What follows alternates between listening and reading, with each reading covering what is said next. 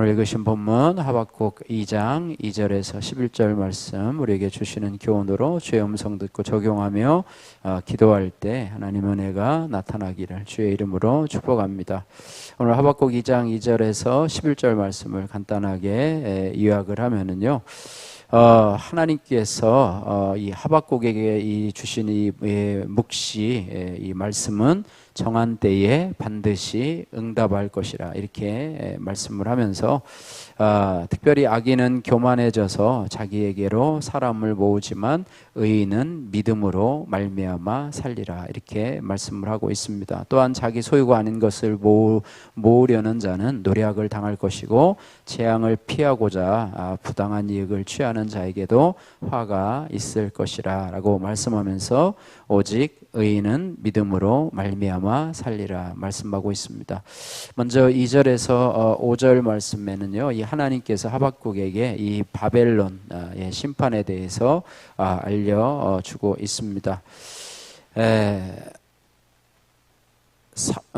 2절에서부터 3절까지 같이 한번 읽겠습니다. 2절 3절 여호와께서 내게 대답하여 이르시되 너는 이 묵시를 기록하여 판에 명백히 새기되 달려가면서도 읽을 수 있게 하라. 이 묵시는 정한 때가 있나니 그 종말이 속히 이르겠고 결코 거짓되지 아니하리라. 비록 더딜지라도 기다리라. 지체되지 않고 반드시 응하리라.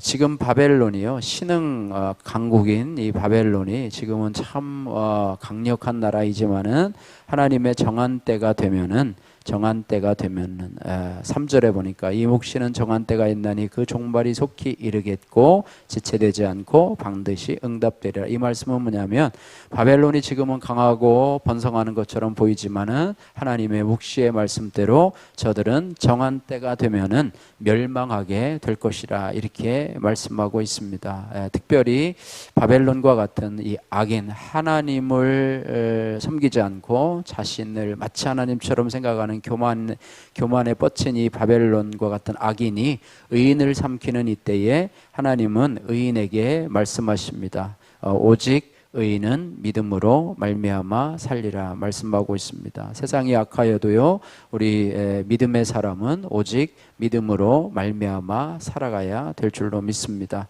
악인은 교만해서요, 자기 힘을 믿고 사람을 모으지만 그 끝은 죽음이라 이렇게 말씀하고 있습니다. 4절에서 5절 말씀 한번 같이 한번 읽겠습니다.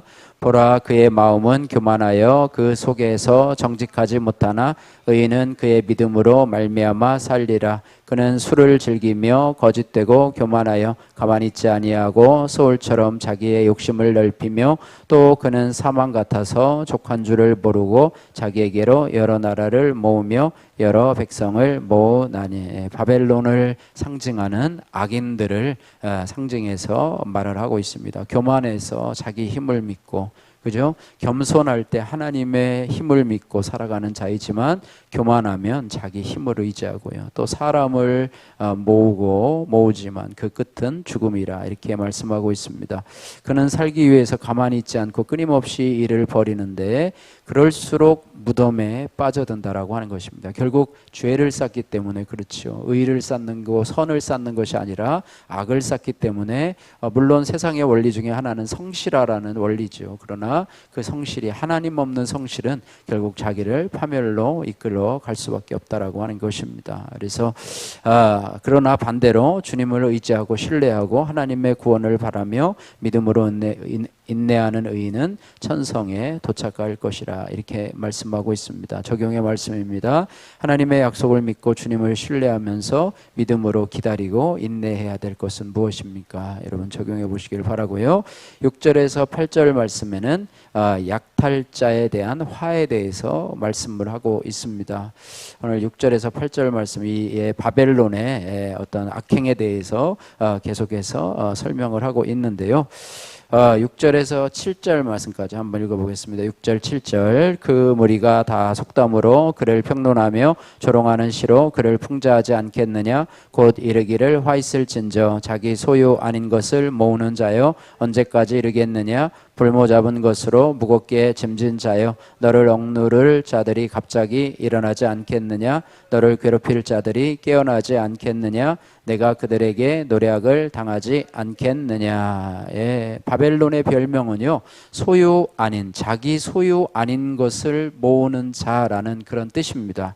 그래서 이 바벨론은 강제로 빼앗거나 혹은 사기로 남들의 소유를 빼앗고 또 자기가 정복한 그런 주민들에게 무거운 세금을 매기고 또 그것을 내지 못하면 담보물로 바로 그 담보물, 집이나 재산들을 압수했던 이 바벨론은 그런 나라였습니다. 그러나 하나님께서는 때가 이르면 바벨론에게 노략당한 자들을 사용하셔서 그를 망하게 할 것이다 말씀하고 있습니다. 그러니까 빼앗긴 자들이 나중에는 힘을 길러서 그들을 강탈하고 빼앗았던 바벨론에게 복수를 하게 될 것이다, 이렇게 말씀하고 있는 것이죠. 지금은 약해서 저항할 힘이 없어서 빼앗기고 강탈당하지만 하나님께서 그들에게 힘을 주셔서 바벨론을 이제 거꾸로 공격하게 될 것이다, 이렇게 말씀하고 있습니다.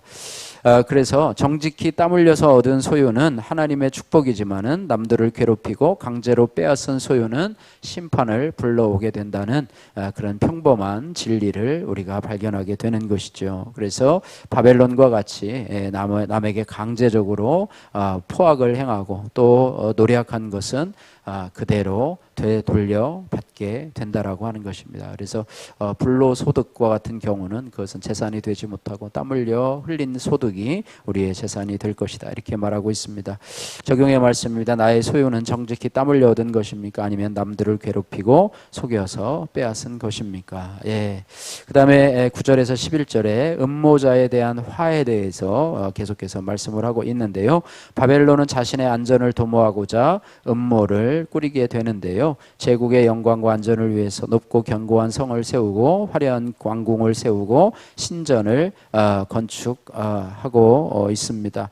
9절 말씀 같이 한번 읽겠습니다. 9절, 재앙을 피하기 위하여 높은 데 깃들이려 하며 자기 집을 위하여 부당한 이익을 취하는 자에게 화 있을진저. 근데 자신의 안전을 도모하기 위해서 이게 높고 견고한 성과 화려한 왕궁과 신전을 건축하는데 그 비용을 어디서 충당을 하냐? 그가 정복한 땅에서 부당하게 얻은 이익으로 충당을 했고 또 반란의 싹을 자르고자 제국의 위협이 되는 민족들을 강제적으로 자기 나라로 이송을 했던 것이죠. 그러나 결국에 부당하게 취한 이익과 남의 피눈물로 쌓은 성은 자신을 결코 안전하게 지켜주지 못한다라고 하는 것입니다. 그래서 우리가 받을 교훈은 뭐냐? 부당한 이익을 취하지 않고 내 옆에 연약한 자를 귀히 여기는 것이 바로 재앙을 피하는 길이다, 이렇게 말씀하고 있습니다.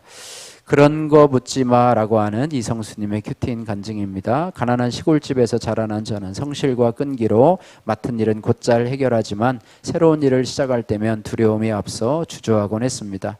그래서 군의관 생활을 마친 후 진로를 정할 때 병원을 개업하거나 큰 병원에 취직해 기술과 경영을 배울 수도 있었으나 그렇게 하지 않았습니다. 대신 저는 평소 친하게 지내던 선배가 하는 병원에 들어갔습니다. 낯선 환경을 피하고 개업의 위험도 없는 안전한 방법을 택한 것이지요. 이후 전공의와 군의관 시절에 받아보지 못한 월급을 받게 되니 가난에 눌려졌던 자아가 조금씩 살아났습니다. 매일 비싼 술을 마시고 아내에게 이런저런 거짓말을 하며 교만하여 가만히 있지 않은 사람처럼 여기저기 돈을 뿌리고 다녔습니다.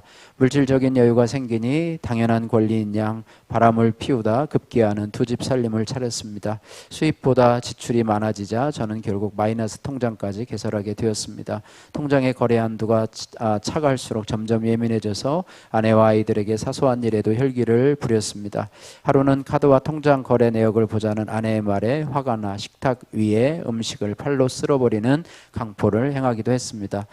그러던 어느 날 저는 내연녀와 함께 있는 현장이 아내에게 발각돼 수치를 당했습니다. 오늘 6절 말씀처럼 그 무리가 속담으로 바벨론을 평론하며 조롱하는 시로 그를 풍자하지 않겠느냐라는 말씀이 이루어진 것입니다. 이후 저는 이혼당하지 않는 조건으로 예배와 부부 소그룹 모임에 참석했습니다. 그곳에서 구속사의 말씀을 들으며 완악한 저를 완전히 멸하지 않으시고 돌이켜 자유롭게 하고자 수치의 사건을 허락하신 주님의 사랑을 깨닫게 되었습니다. 고집이 세고 교만하여 남의 말을 듣기 싫어하는 저를 믿음의 공동체에 정착할 수 있도록 수고해 준 지체들에게 감사합니다. 이제는 소그룹 리더로서 날마다 말씀으로 내 죄를 보며 손과 발이 가는 수고로 지체들을 섬기겠습니다. 적용하기, 교회에서 그동안 저와 함께했던 소그룹 지체들을 만나면 커피를 대접하겠습니다. 모든 수입을 아내에게 맡기고 비자금을 만들지 않겠습니다. 기도하겠습니다. 사랑의 하나님 아버지 감사합니다. 오직 의인은 믿음으로 말미암아 살라는 주님의 말씀을 우리가 기억합니다. 바벨론과 같이 하나님 아버지 강한 힘을 가지고 능력을 가져서 지금은 마치 성공한 것 같아도 정한 때가 되면 반드시 망할 것이라는 그 말씀을 우리가 되새깁니다. 바벨론과 같이 우리의 욕심을 채우고자 많은 사람들을 약탈하며 내 안전을 확보하려고 악을 행하는 우리의 모습을 용서해 주시고, 악인이 득세하는 이때 우리가 말씀을 부여잡고 주님만 의지하는 믿음으로 살아가는 의인이 될 수 있도록 은혜 베풀어 주옵소서. 예수님 거룩하신 이름으로 기도드립니다. 아멘.